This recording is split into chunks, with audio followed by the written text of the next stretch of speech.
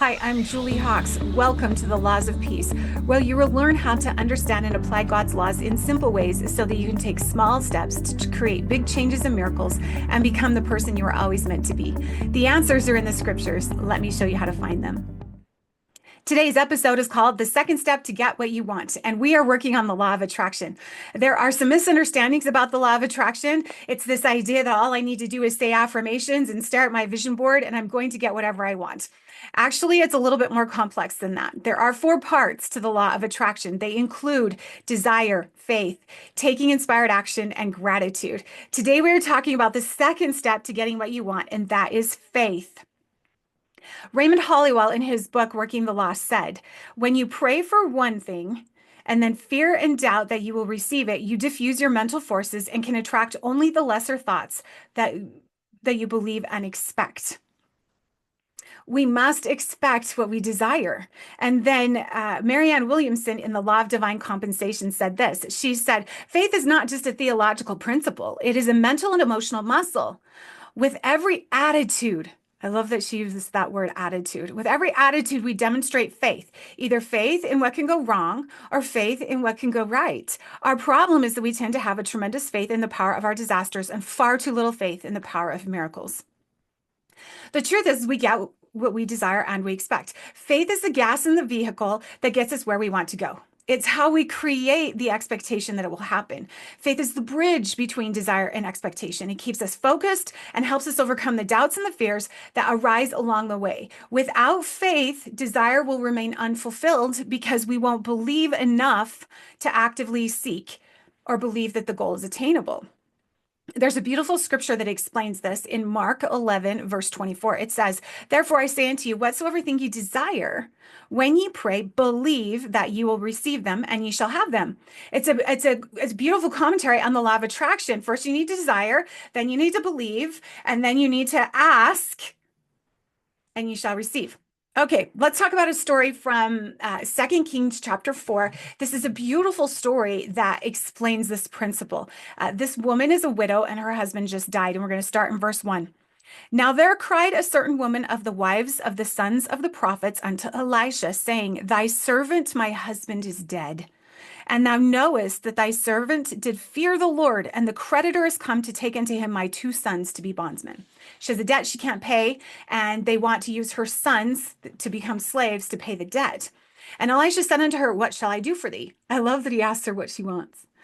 Tell me, what hast thou in the house? And she said, thine handmaiden hath not a thing in the house save a pot of oil. Then he said, go, borrow thee vessels abroad of all thy neighbors, even empty vessels. Borrow not a few. I love this counsel he gives her. He goes, don't just get a couple of jars. Borrow not a few. And when thou art come in, thou shalt shut the door upon thee and thy sons, and thou shalt pour out into all those vessels, and thou shalt set aside that which is full. So basically, he's promising her that as many vessels as she gets, she's going to fill those up with oil. Now, it would be really interesting to see what she was thinking in her mind along, like, well, how many vessels should I get? Well, is 10 enough? Is 20 enough? Is 50 enough? Like, how many vessels do my neighbors have? And then, of course, how much faith does she have? Does she believe that God will fill 50 vessels of oil, or does she only believe that he'll fill 10 vessels of oil? It's an interesting thought, and I would have loved to have been a fly on the wall as they're discussing how many vessels they're going to get, because the prophet said, borrow not a few. So she shut the door upon her. So she went from him and shut the door upon her and her sons, who brought the vessels to her, and she poured out. She followed the directions exactly. And it came to pass that when the vessels were full, that she said unto her sons, bring me yet another vessel, because she's figuring out that as many vessels as she has are going to be full, but she runs out of vessels. And he said unto her, there's not a vessel more, and the oil stayed. That was the end of the oil. So now she has this house full. I want to believe that she got 50 jars, 50 vessels, and her house is now full of oil, but we don't really know how many she got.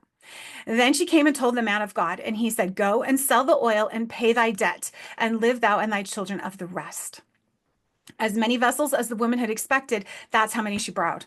and she was able to fill them all clear until till the very last one. This is such a beautiful commentary on the way the Lord shows up in our lives, and how he'll help us solve our problems. She still had to do the work. She had to decide how many vessels she was going to get. She had to go borrow them all. She had to fill them up, and she had to go sell them. So she was still doing the work, but God provided the solution and God provided the miracle. And I'm wondering, as you think about your own circumstances in your life currently that you are struggling with, what does this story teach you about how the Lord is going to show up in your life? Let's go to the second story. This is in Mark 5:25 through 34. This is a famous story. This is the woman with the issue of blood for 12 years. And I'm going to read the verses because there's something in here that's really key that I want to point out. In verse 25, and a certain woman which had an issue of blood 12 years and had suffered many things of many physicians and had spent all that she had. So she spent every penny she's had. She's been to tons and tons of doctors and was nothing bettered, but rather grew worse. Nothing was working. She was desperate. And because it was an issue of blood, then because of the tradition at the time, she would have been isolated. She wouldn't have been clean enough to be in the company of other people. In verse 27, when she had heard of Jesus, she came to the press behind and touched his garments.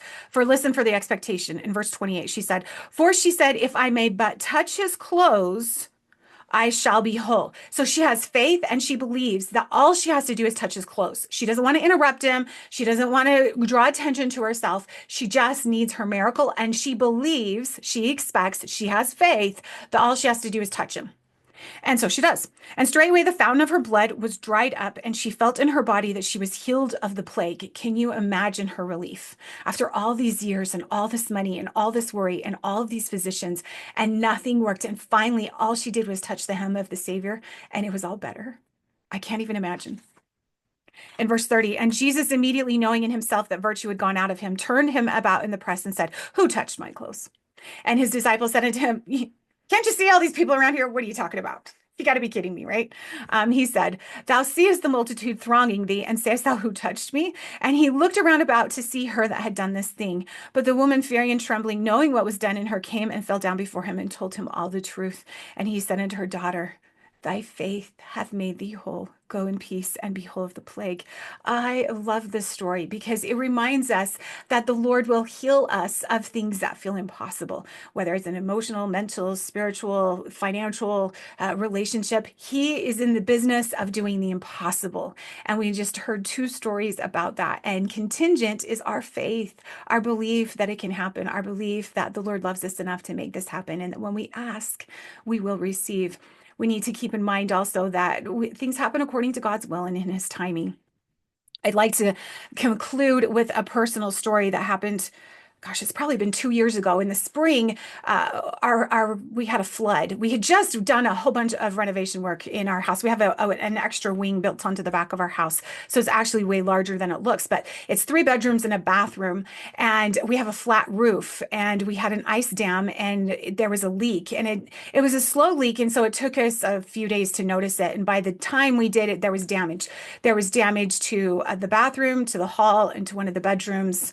And we had just redone our bathroom, so it was pretty discouraging. And we were hoping that the insurance would cover the roof, that we would be able to get that taken care of. And shortly after this happened, and while we're waiting to find out about our roof, one day, it was Saturday morning, I walked into the kitchen and there was water all over the floor. And I'm like, oh crap.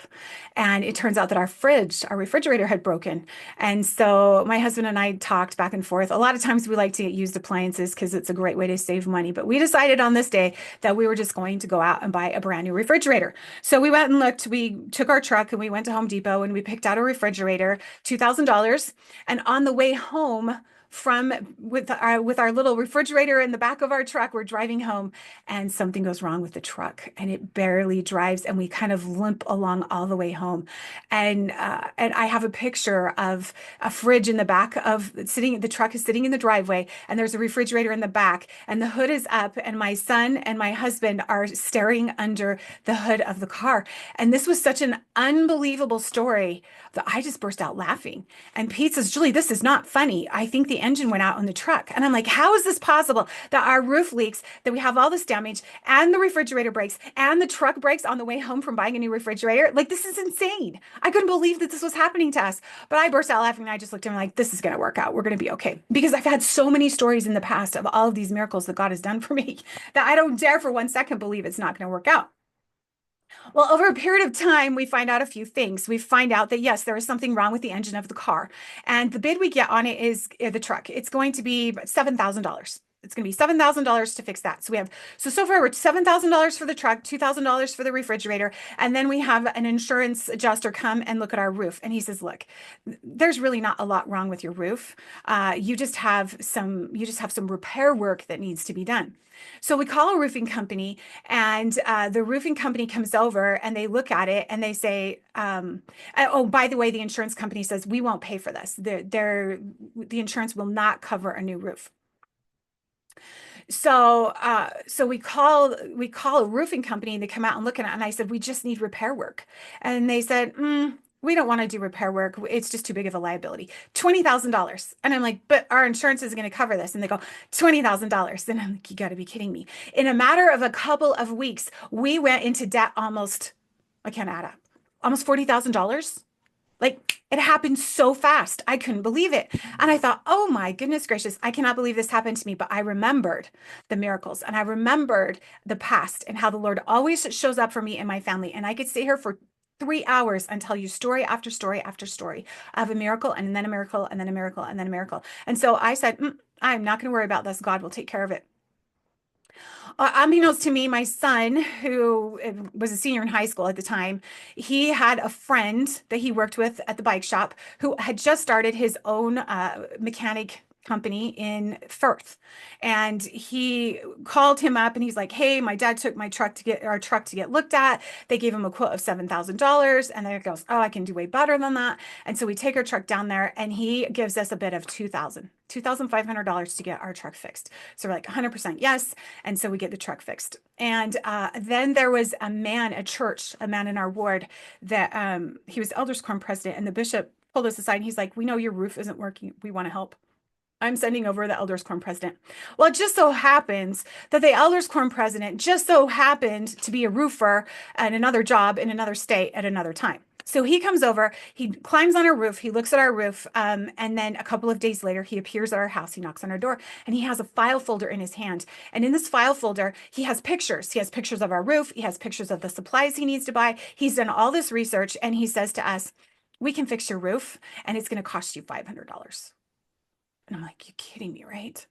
So I don't know if you know much about roofing, but our roof is a flat roof and it's a tar and rock roof, which is actually really good with all the windstorms and all the craziness of Idaho because it's really pretty indestructible, but it needed to be fixed. And so it wasn't just a one-time thing. So members of our ward came over and worked on our roof 2 or 3 times because you had to apply the tar, and anyway, it was a process. And we got our roof fixed for $500. By the end of the summer, everything was paid off, all of it.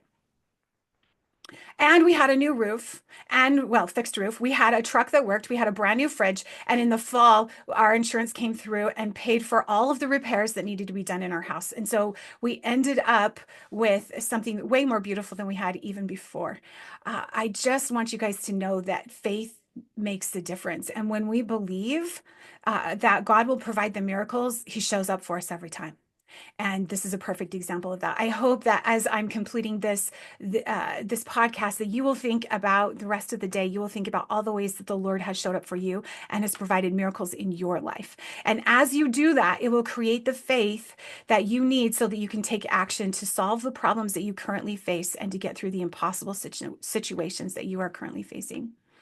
Thank you so much for being here. Remember, the second step to getting what you want is to have faith, to expect that the Lord will show up for you and you will be able to meet your desires and you will be able to have the miracles you need in your life. If you've enjoyed this podcast, will you please rate it and give a review? And then will you share it with somebody who you know that would enjoy it? Thank you so much for being here today.